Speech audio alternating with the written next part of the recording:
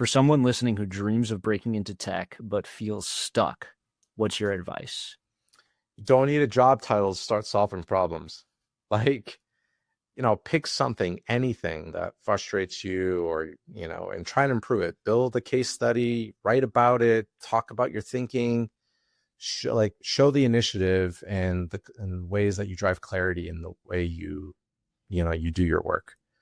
Also find a community, like network, network, network. Be relentless and ruthless on like how you connect with people, how you talk with people, and how you build relationships.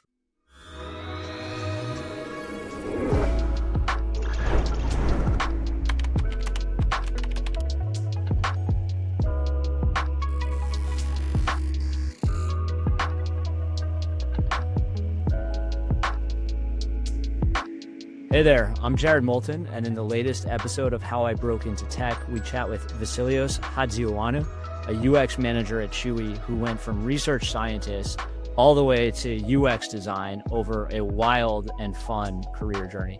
Vasilios and I have known each other for a couple of years. We had a lot of fun chatting about his experiences, and I think you'll enjoy this conversation. All right, welcome Vasilios to the How I Broke Into Tech podcast. Super excited to have you here today. Super excited to be here, Jared. Thanks for inviting me, man. Yeah, glad to have you. You and I have known each other for probably 5 years or so, maybe even a little bit longer. And you have a really interesting story. But before we get into that, if you could start by just giving us a quick introduction. Who are you? What's your role? What's your job? Where do you work? Kind of all those basics. I think that'll be helpful for our audience. Yeah, absolutely. So I'm Vasilios Hatziioannou. I'm Greek. A long last name. I reside in Boston. I've been here almost my whole life, and I currently work at Chewy. Here at Chewy, I help lead the pet health design team. So my scope is basically anything health related, both consumer facing and enterprise facing design tools. So I cover Chewy Vet Care, which is our recently launched market space where we have our own physical vet clinics. And then the tools that support that, which are their enterprise tools like Rhapsody. And then I also support some of our backend systems like Practice Hub, VSRB, compounding medication. And then I also cover Chewy.com pharmacy. So anytime a customer is buying a prescription on Chewy.com, my team helps create the experience for that. Awesome. Where are you right now? There's a dog and a person on a skateboard behind you, and tell us a little bit about where you are. Yeah, so right now I'm in the office in the Seaport office in Boston. It's a great location right on the water, and the office is awesome. So I'm on the 5th floor. Ton of conference rooms. This is like more of a smaller one, but there's pictures of dogs, cats, horses, hamsters. This particular room is dog focused, which I love because I have a dog myself. And we also have all of our like operating principles lying around, and so it's visually very appealing in this office, which this is why I chose this one for the podcast. Well, we appreciate you choosing a great conference room for us. Before we jump in, a lot of these chats that we've had have been with folks who are more on the technical side, so engineering or a founder of a company or something like that. Can you give us kind of maybe the 101 on what UX design is? Yeah. UX is really, in my opinion, created connected customer experiences. It's really strategic thinking about not just about how things look, but how things really work. And so we cover end-to-end customer journeys from, anywhere from discovery all the way to, purchasing a product to follow-ups on, emails and text messages and, managing your account and your profile and also your pet's medication as an example. And so UX is really about the experience that a customer goes through when they're interacting with your product. And the UI adds the whole visual aspect to it that makes it usable, understandable in some ways. And so we're part of the 3-in-the-box model that supports text feasibility and what product wants to do from a direction standpoint. What's 3-in-the-box model? Three in the box model is really like the product engineering and UX UI triad. So if you think about it like three legs of a stool, we see UX as the equal partner in that sort of connected team. Thanks, Vasilios. That's helpful. Would love to learn about how you got into this. Have you always been into UX design? Was this kind of the thing that you were focused on growing up? Not at all. My background is different. It's a great segue to how you broke into tech kind of podcast that you have here. So no, UX, UI, all of this was never part of the plan. I originally, going into college, wanted to get into the medical field or the dental industry. And so going into college, I was a bio major. So I did organic chemistry, physics, and I also was a psychology minor. So going through school, I always had this idea that I was going to go into the medical field. And so that's sort of where it all started. So UX UI wasn't really part of the plan. What did that look like to you? What was your first job after college, for example? Yeah. So actually junior year, I got an internship at a biotech company where they were doing prostate and breast cancer research. And to me, it was super appealing. And being a part of the biofield, I thought it'd be really good to get an understanding of, the medical and sort of research and things like that. And plus, it was a paid internship, so that also helped when you're young. So I did that internship when I was a junior in college. It went really well. And going into the middle of my senior year of college, they gave me a call and said, "Hey, do you have anything lined up when you graduate?" I basically didn't have anything. My plans were to study and try to go to school again. But they made me a really awesome offer at the time, and it was compelling on the work that I'd be doing. And so I figured, why not just give that a shot and work and then also study at the same time and sort of see how that goes. So my first job getting out of college was that. I was doing prostate and breast cancer research for a biotech company. And right out of summer, right when I graduated, I basically started that job. So you were a cancer scientist. Yeah. Scientist is a loose word, like more of a Researcher. PhD yet. I would like to think myself as a scientist, but research scientist, to be more specific. Yeah. Awesome. And during that time, if I remember correctly, you were also studying for dental school. Yeah. So about a year into it, I was really getting serious actually about dentistry. Although being a doctor sounded great, it's probably what my family really wanted at the time. I was more interested in dentistry. We had family friends in that field. They talked a lot about it. I didn't know much about it, but I knew it was something that intrigued me, and I was doing a lot of research on it. I knew that the living would be great, but I really didn't understand the work fully until I started doing the research into it and then really studying for the DAT at the time. But dentistry was like at the top of my list about a year. What's DAT, just for those who aren't familiar? Dental admission test. It's been a long time since I had to use that phrase. But yeah, it's basically what you did for medical school, but for dental. So it was cognitive math. It was putting things together, like visually. It was much different than medical, but on a similar cadence. How did you decide that wasn't for you? Oh man, I had a pivotal moment where I didn't want to do that. So I was studying and I was starting to do the practice tests. I was doing really well. And I said, well, if I'm actually going to do this, I should probably shadow and figure out what dentistry is really all about, like get some real experience. So I took some time off of my full-time job as the research scientist, and I started shadowing a fellow dentist that I knew. And I did about a week and a half to 2 weeks. So I took my own vacation just to do this. And after the 2-week mark of watching a bunch of cleanings, some cosmetic work, I saw a root canal, I saw a bunch of fillings, wasn't for me. Like by the end of that, I was like, wow, I really wish I probably did this a year ago instead of putting all this effort into studying. But I think after that 2 weeks, I was just like, it's the same thing over and over again. And, using the same tools, same process. I just walking out of there, I was like, I don't know if I could do this for the rest of my life. So that was sort of the aha moment that I don't think the medical field in general and dentistry specifically is where I want it to be. I think it's incredibly important to, if you're interested or even partially interested in something, to find a way to get a little bit of that experience in real life, in this case, by shadowing, somebody, because it really helps you understand what the job looks like. I think you and I chatted about, I did something like this when I was in high school, and I went to work with my father, who was an attorney, and he spent the whole day on conference calls. And I was like, this is just the most boring thing in the world. I went to like Barnes and Noble during lunch or something and got a book and just ended up reading the rest of the day. Cause like sitting on conference calls with him talking about things that I didn't understand, using, legalese and jargon. And I was like, this is just wild. This is not for me. Was a helpful way to kind of rule that out as a profession.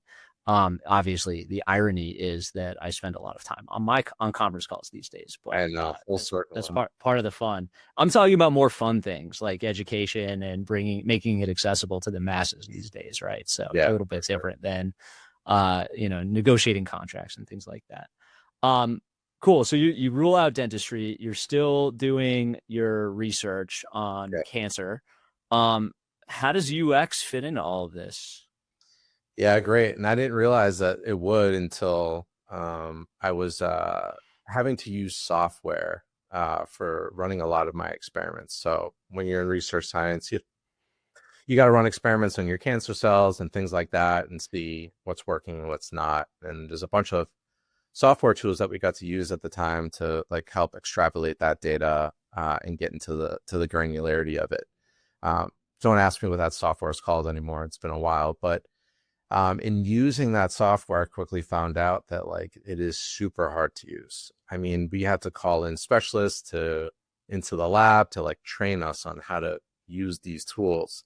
And even then, like these guys are explaining, they're more like, they're not necessarily engineers, but they're guys who've worked with engineers who built the software. And they're like, yeah, it's super easy. Just do all of these things. And there's like a general instructions guide, if you will. But even going through it with somebody next to me, I'm like, this is still really confusing. It's very old school legacy UI. You have to do 6 different things just to accomplish one thing. And then even after the training, I'd still have questions about how things work. And then I have to get on the phone. Just very frustrating, which just sparked my curiosity. Is like, why is it built this way? Why is it done this way? Why isn't it easier? Especially if you're trying to do some groundbreaking work, you feel like these things should be super intuitive to use in order to do your job very well. And so I just started researching like who builds this software, like how is it done, so I can just get a better understanding of like how I could use it better. And then it just opened up this whole field of what user experience was. And to me, like I really didn't know what user experience it was, like a whole new term for me.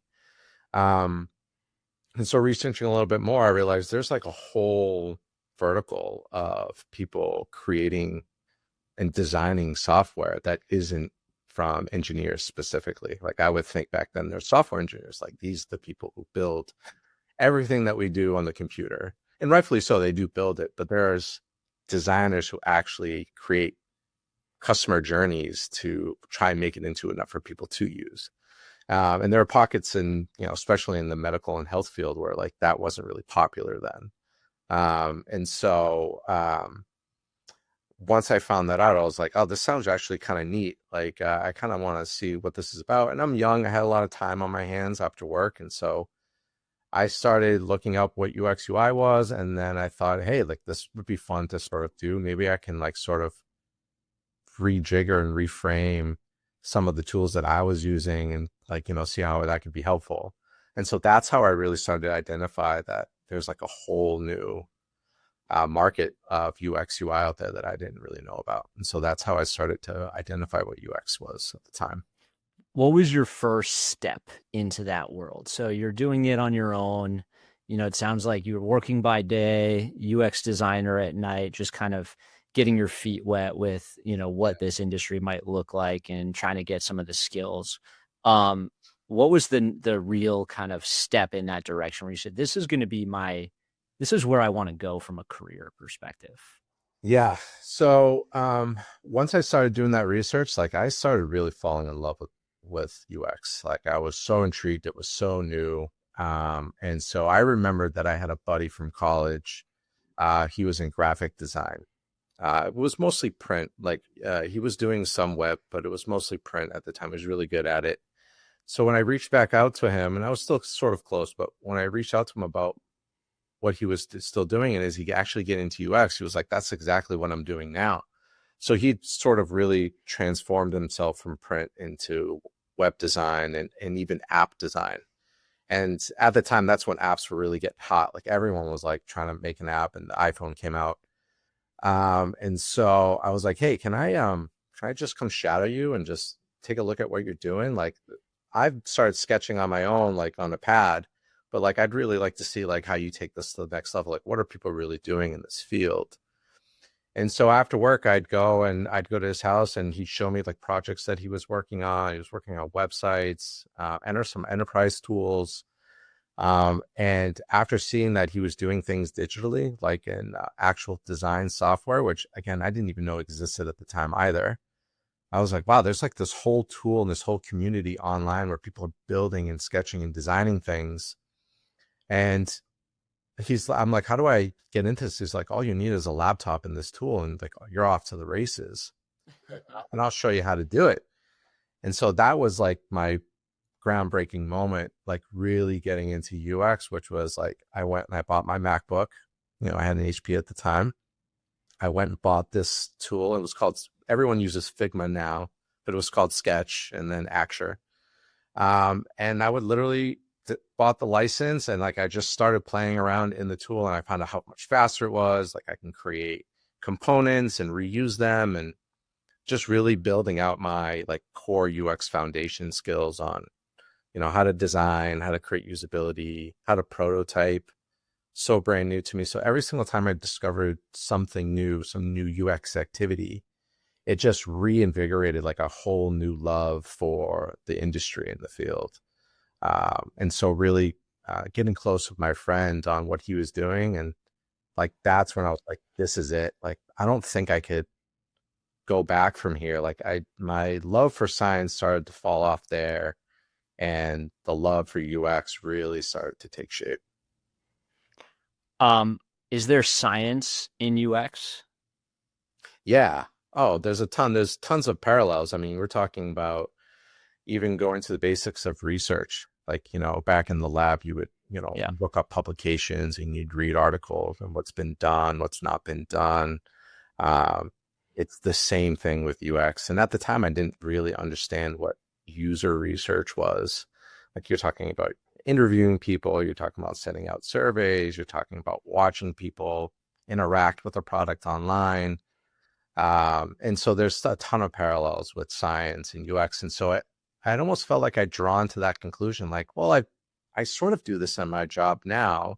I interact with people, I create, use cases. And so like, as I was getting into UX, I did see the parallels in science as well. Yeah, I think, in one case with science, right, and especially your research, so you're planting a tumor cell in a mouse and then observing the results. And then with UX, you're planting a widget on a page and then observing the results. And so like, while the inputs are different, the observation and the, scientific method application, has some similarities. Yeah, absolutely. One of the things I want to call out that I think is really inspiring from your story, Vasilios, is once again, in this case, you took a step back and you were like, I need to understand this better. Who can I shadow? And you kind of identified these people in your lives, whether it was the dentist earlier or now, you're a friend who's a UX designer. You're like, I need to understand this. The best way to understand this is to just be a part of it instead of doing the research. Like, there's only so much I'll learn firsthand from diving in. Let me see and feel what this looks like.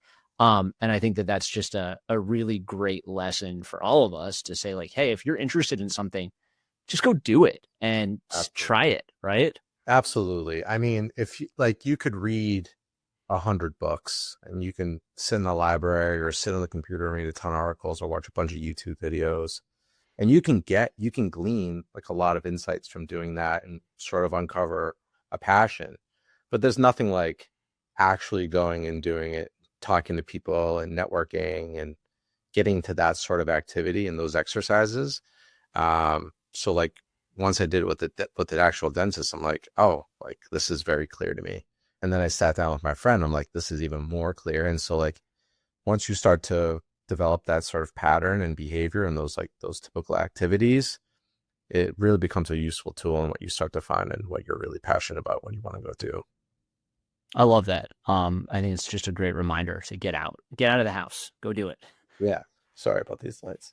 So yeah, it was awesome and shadowing him and seeing what he was doing and then taking that to the next step, which was doing it on my own and getting better at the craft. And so the advice he gave me was just be really good at designing. Like, don't worry about strategy in the very beginning. Like, just get really good at your craft.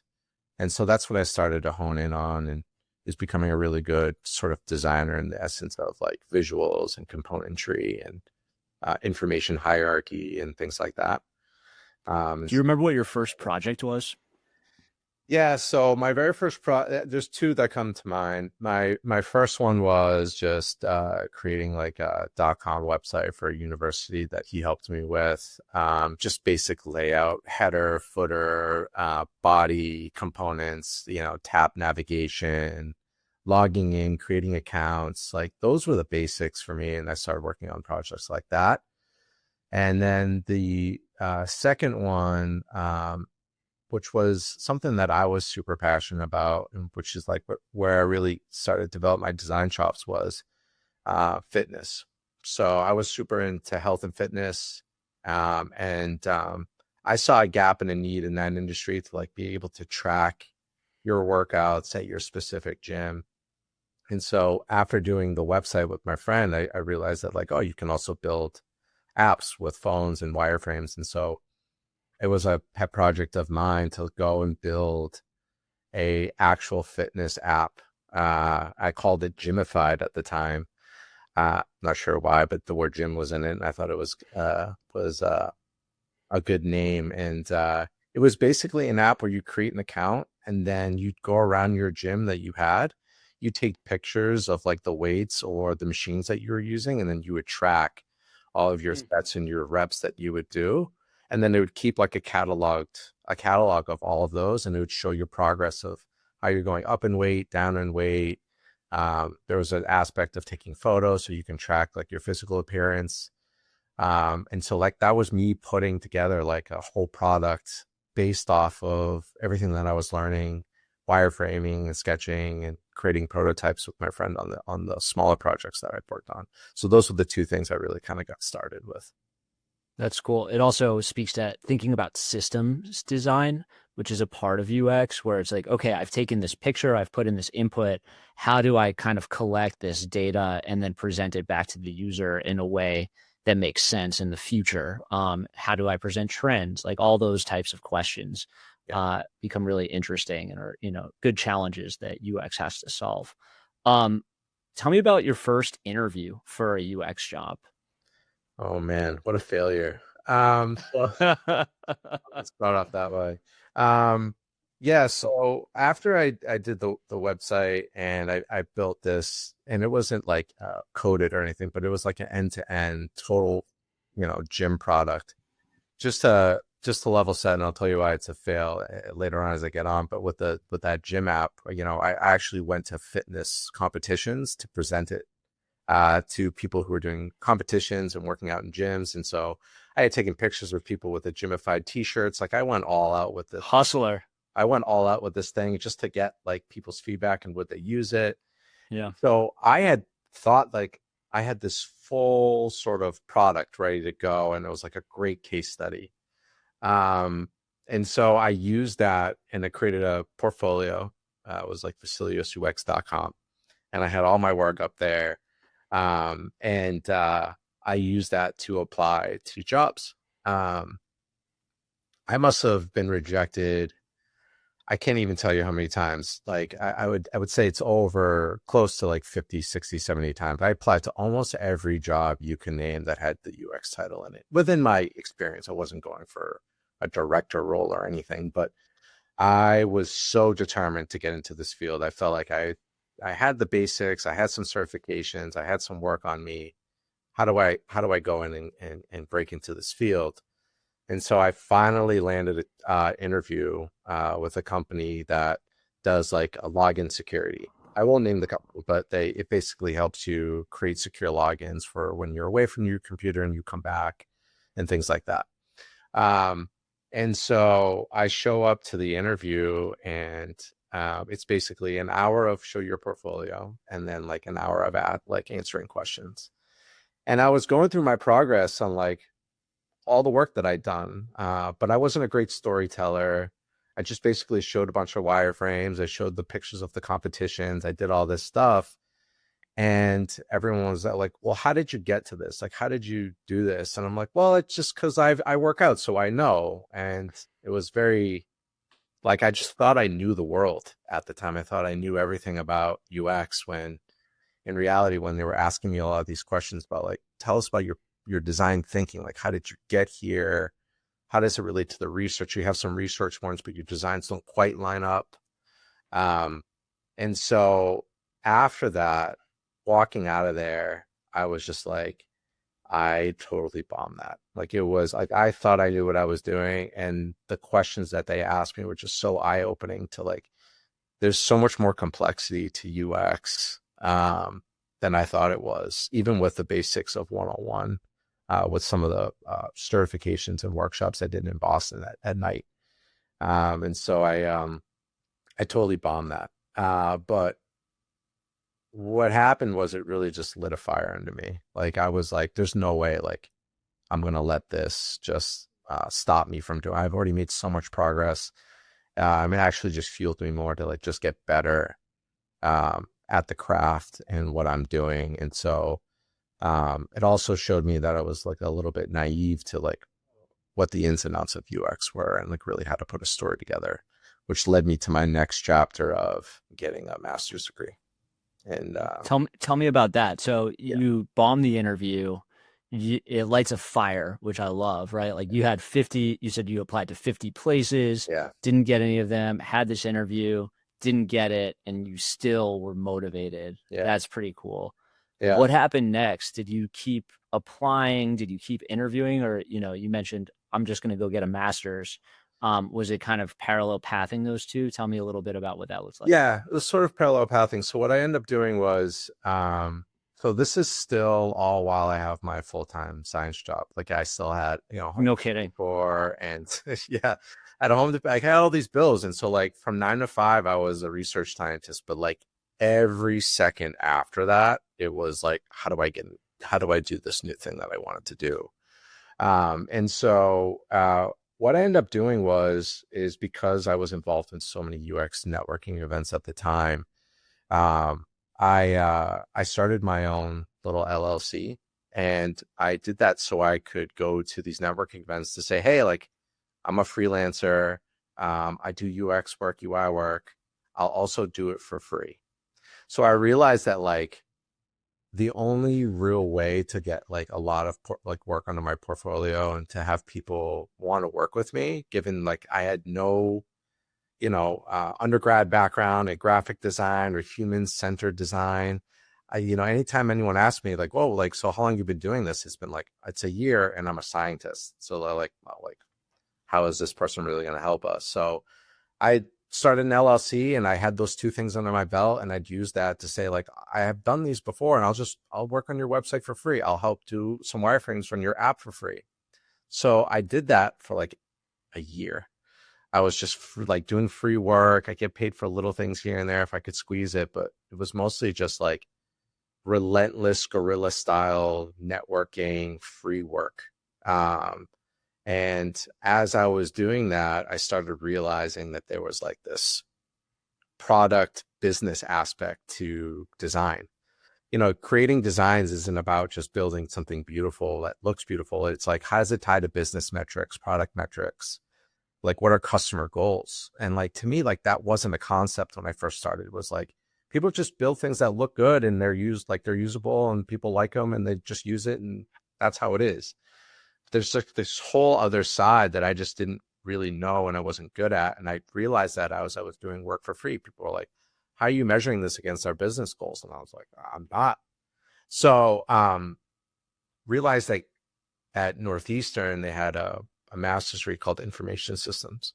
It's basically like a hybrid role, like an MBA in tech, like engineering. And I thought, what a shout out to Northeastern. Hell yeah. Shout out to the Huskies. School in Boston, awesome school. I learned a lot about business process engineering, learned about business KPIs, logic model canvases. I took a JavaScript course. I did HTML. Didn't do well at those courses, but I'm definitely not a coder, but I love working with engineers. But it gave me that whole well-rounded aspect of like, how do I make my designs and my connected customer experiences more valuable?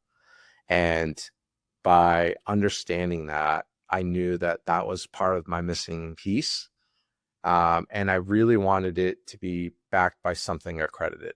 And I felt like at the time, I don't think it was, in today's age is very necessary to have in your back pocket. But at the time, it felt like for me, it added a lot of credibility because, again, here I am, a research scientist, like doing UX work, but like with no real accredited background besides like a workshop you did in Boston. So I went and got my master's, and that's what I was doing. I was doing my master's, the research job, and then doing freelance at the same time.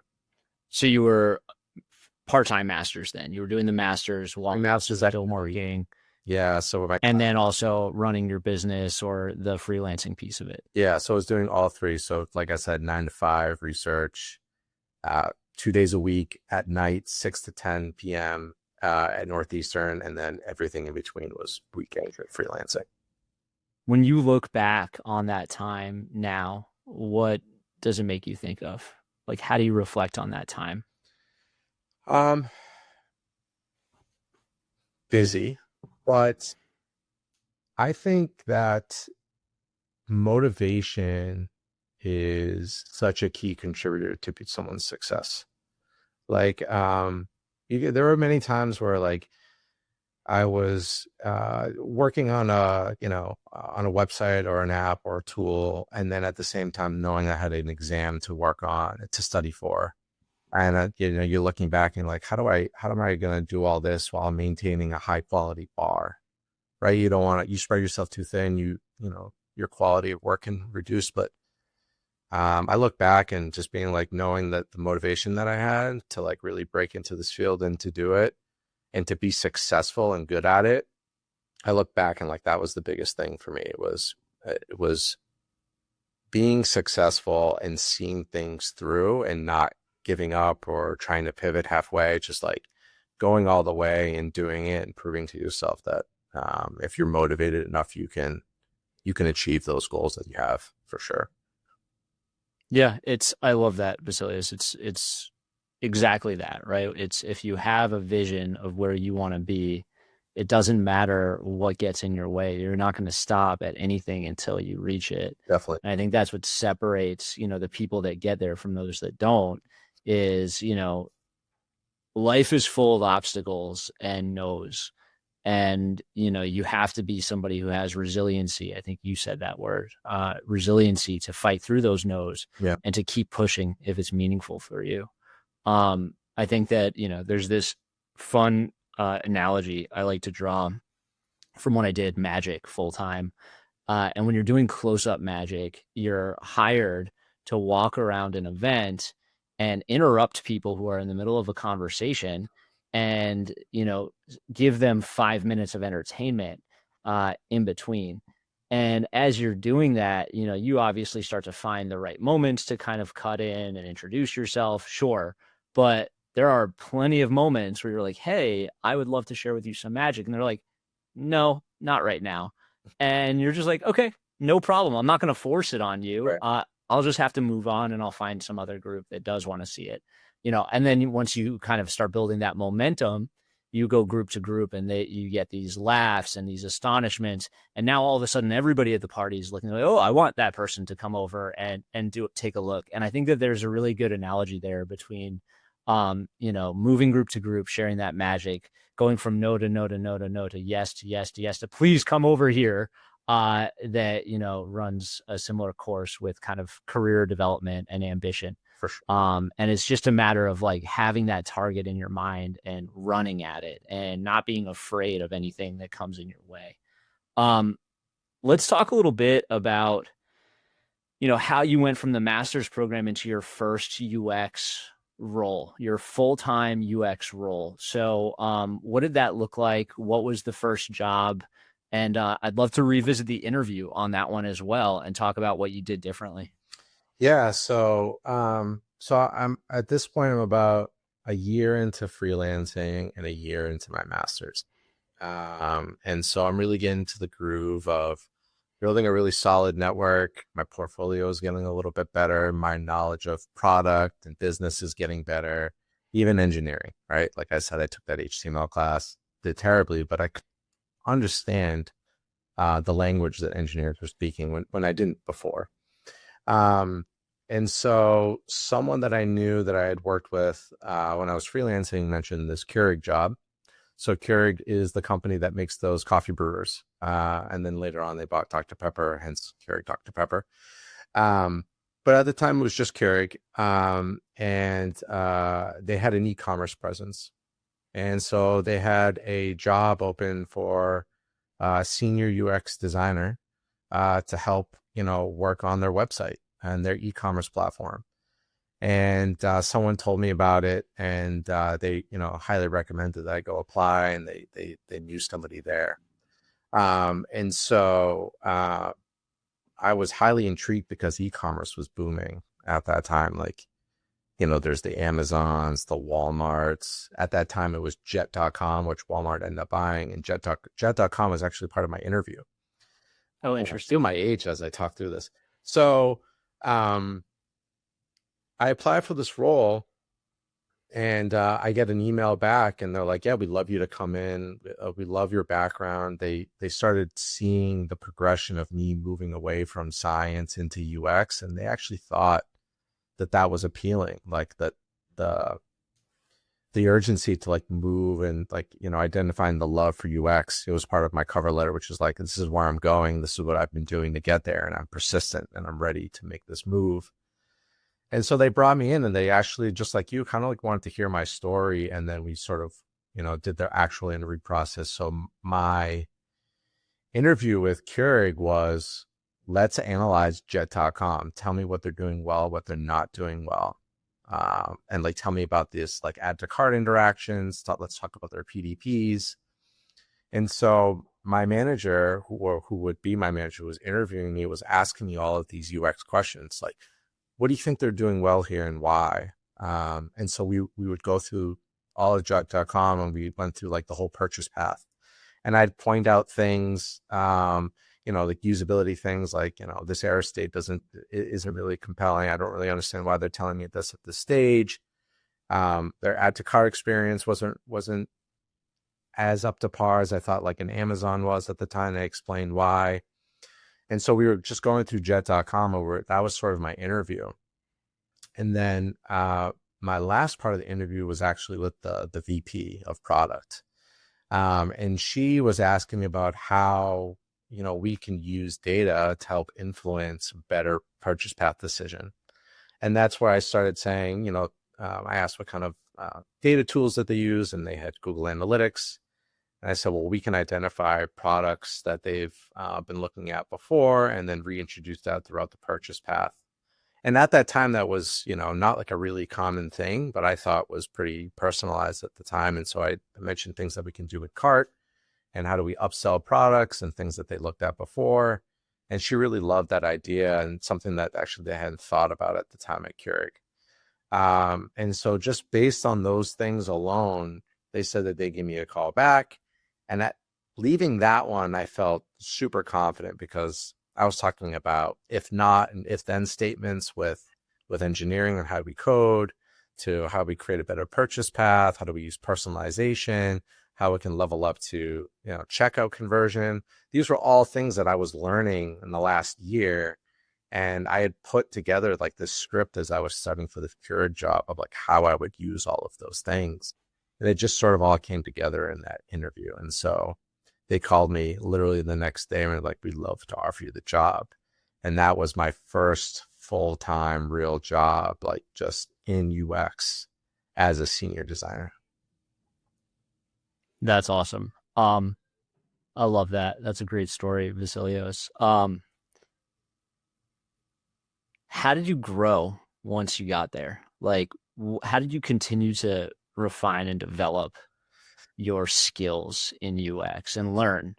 Yeah. So once I got into that job, you had that little bit of an imposter syndrome going where you're like, okay, now I'm in it. Like, how do I continue to be successful?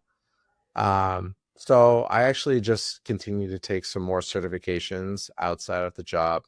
And then I was still pursuing my master's. So I had a year left. And so I was still getting my education and some of my design chops there. But I mostly just worked through like any of the work that came through from the business or the product. I'd work through that. And I would take some more courses online. I'd sign up for more courses in Boston for prototyping, for how to do better research and do better wireframing. So I was still really focused on the craft of getting things pixel perfect, creating better and more scalable design components. So I would take classes on scalability. And so I actually just kept educating myself, not just through the work, but things outside of work to make sure that I was staying up with the most up-to-date trends. I would attend UX conferences. We have UXPA, it comes to Boston. I think I'll come up once a year. And I flew out to California for another one with Adobe. So I was actively continuing to go to these conferences and these workshops. And at the time, Keurig was awesome enough to pay for a lot of these things. So that also helped. But I was continuing honing in on my craft by just like working through try, fail, learn. So you build something, you test it. It's almost like you design like you're right, but you test like you're wrong. So that way, when you go and do these user interviews or usability tests, you're not being biased toward your own work.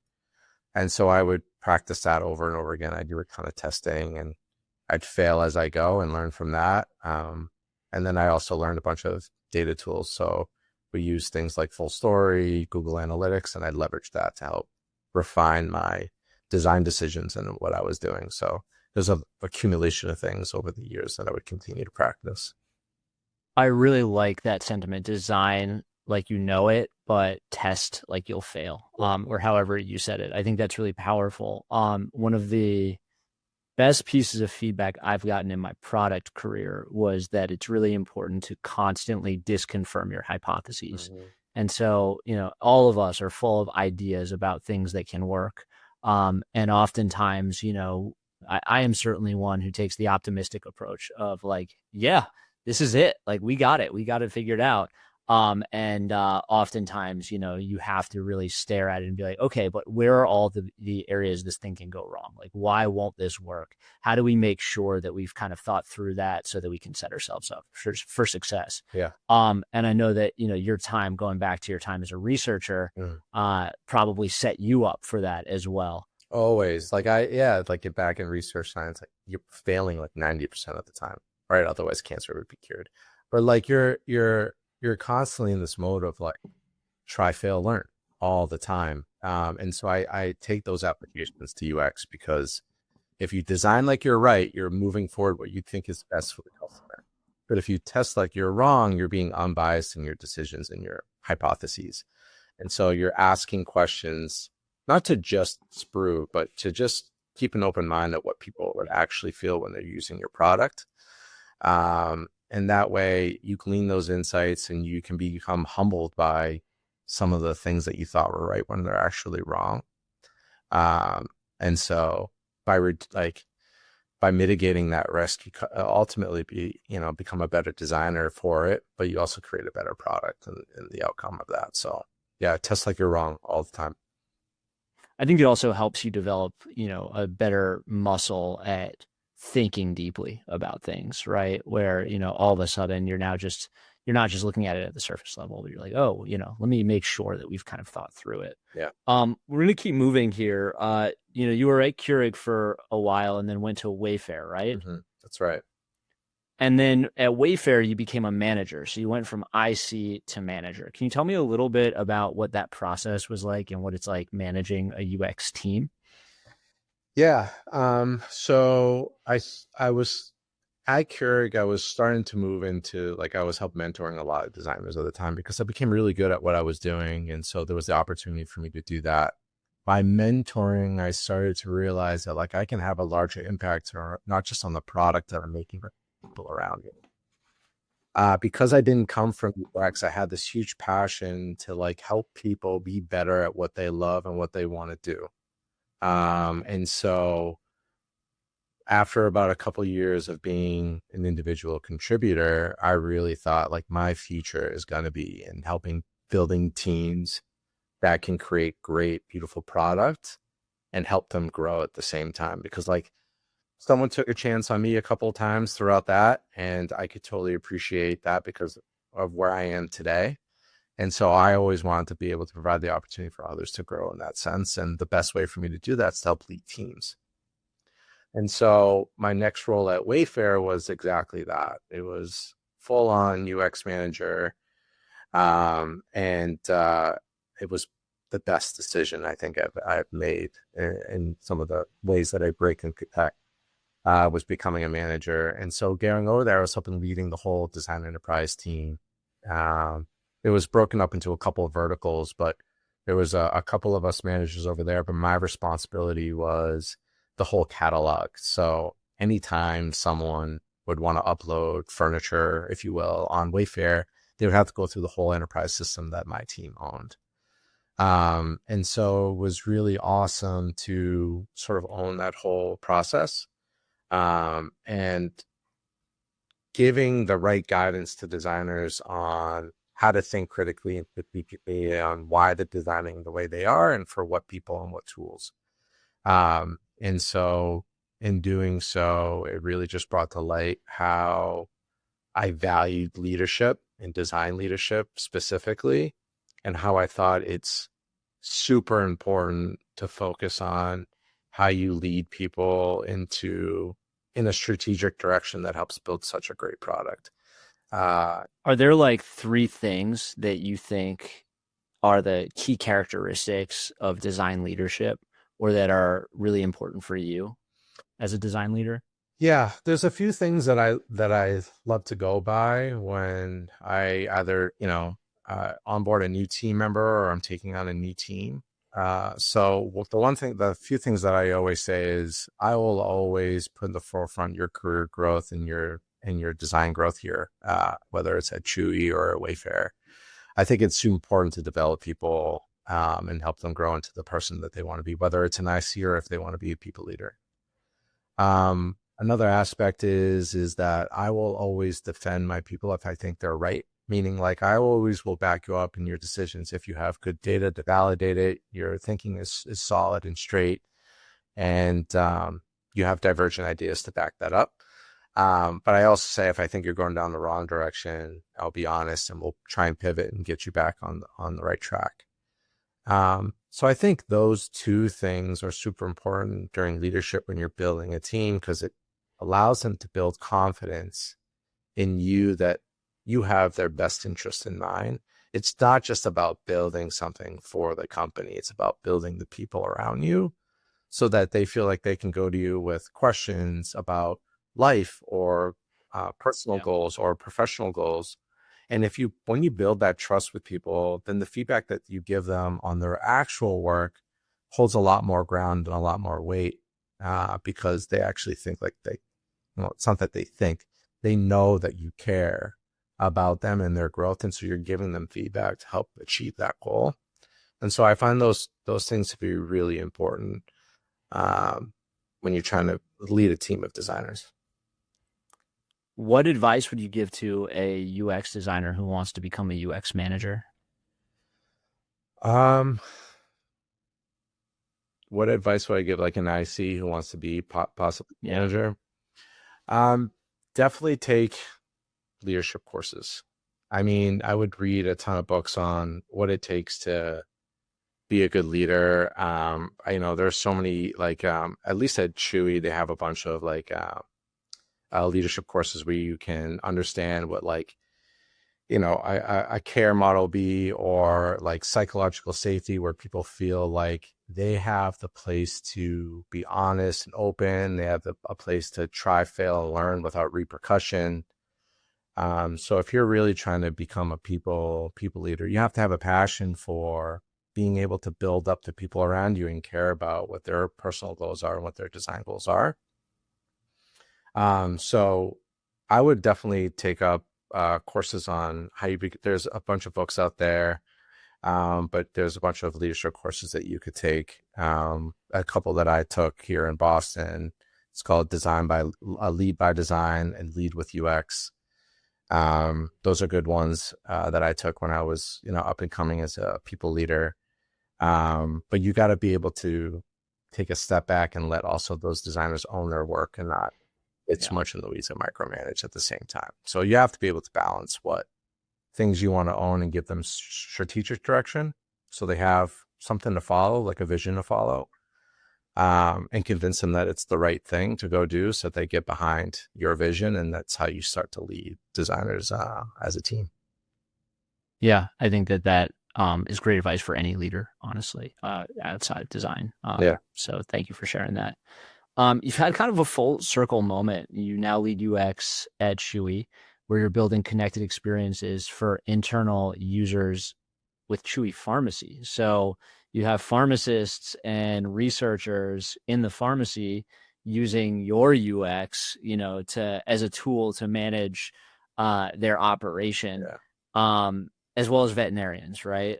So how does that feel to, now be on the other side of it, where like earlier you were the customer of the tool, and now you are the vendor of the tool for other researchers and folks in that profession? Yeah. I mean, you can see the smile on my face. I think the full circle moment was the role at Chewy, and hence why I love the work that I'm doing, and why I'm still here continuing trying to make an impact. So you're right. When I was a research scientist, I was using tools that I didn't quite understand and know how to use. So a colleague of mine that I became really close with at Wayfair came to Chewy, and he had a role here on the health side. And at the time, Chewy was, and this was, under wraps, but it's public now, which was Chewy was building their own compounding software. Compounding medication is like what you give to a pet. It's like a unique medication. So like my golden retriever only likes chicken flavored, but will only do a liquid form. And so like those are specific. And so we would make medication based on those uniquenesses of what pets would like to take and can take. And they were using other software, and they didn't own it. They wanted to build their own in-house compounding software. And so when I was being explained this role, I was like, there's just no way I cannot do this. I would be building software for pharmacists, researchers who work in hoods and have pipettes and have lab coats on and using centrifuges and all of these things. Everything that I did, they were using, and the software that they were using wasn't scalable, wasn't up to Chewy's design bar.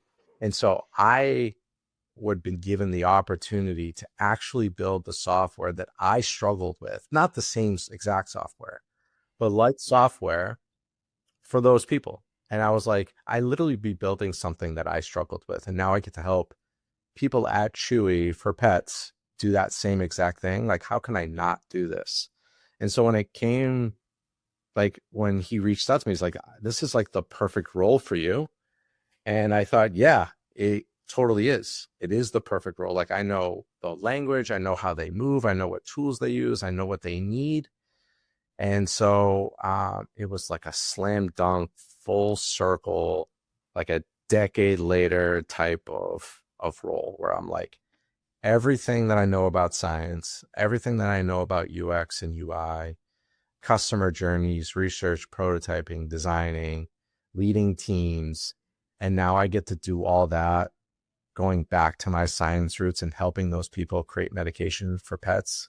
I was like, this is perfect. And so I interviewed for the job, and it was just so seamless. It was like, this is like, the job was almost made for me. So How's it going? we're killing it. Have you done a good job with the software? Are you getting feedback back from the researchers? Yeah. So, when I came on, software is doing great. It's making a ton of money, but it's also making a ton of great medication and products for pet parents to give their dogs the medication that they need. We have labs in Louisville, Kentucky. I actually have 2 researchers right now, and they actually sent me pictures of them in hazmat suits. They're actually in the labs with these researchers, constantly doing usability testing and what's going wrong, what's going right. Like, we're constantly just pressure testing the designs and the software that we have That's so cool. continuously. So it's going great. And now that was just the start of my way at Chewy and this whole health field.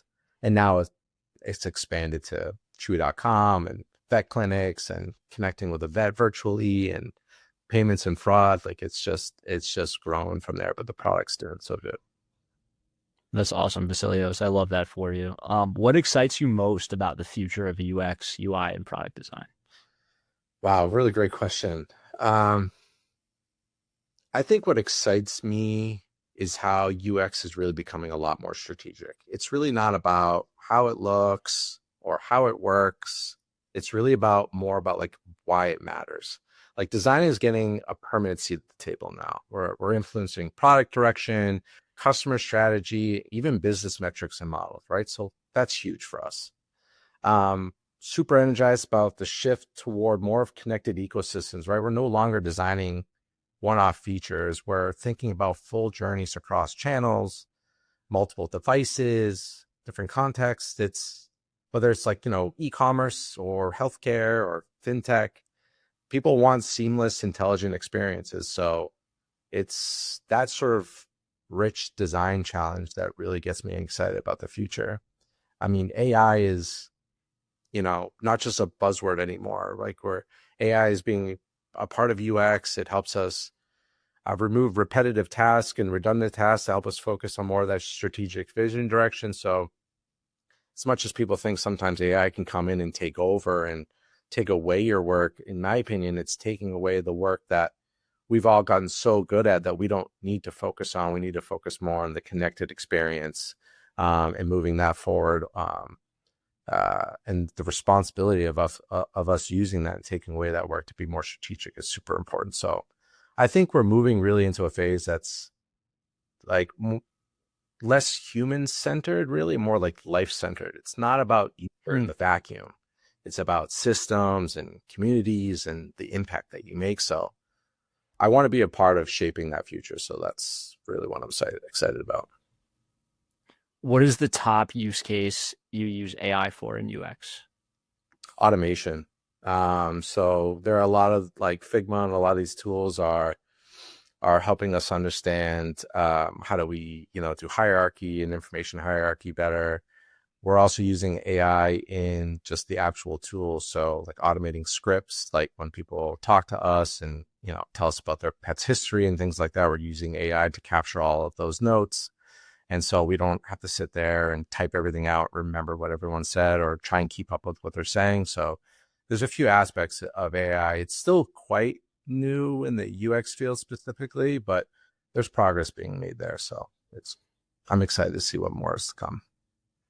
Yeah, +1. Agreed on that. What was the hardest decision you've had to make over your career, and how did you make it? Hardest one. When I first started in UX, I was super into like being the individual contributor who was the best at what they did. And so I think the hardest decision for me, although in hindsight was the best one and the right one, was moving from being a hands-on designer to moving into leadership. like for a long time, that was my identity. I found a lot of pride in being that one that is pushing those designs to customer facing tools and software and e-commerce platforms. Like I would be like, that is me. Like go to Keurig.com or go to Chewy.com and like this is what I did. And so I would be so obsessant over those details. But as I grew, I realized that the bigger impact was letting go of that control and more shifting to like that coaching strategy role. It was hard giving up that thing, but I came to understanding that leadership is different kind of craft.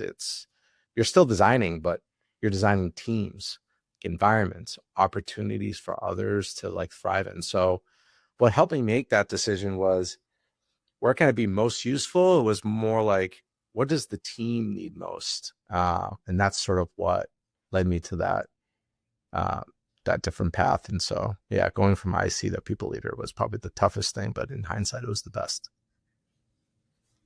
Great. Last question for you. This is the question that we like to ask at the end of every one of these podcasts. For someone listening who dreams of breaking into tech but feels stuck, what's your advice?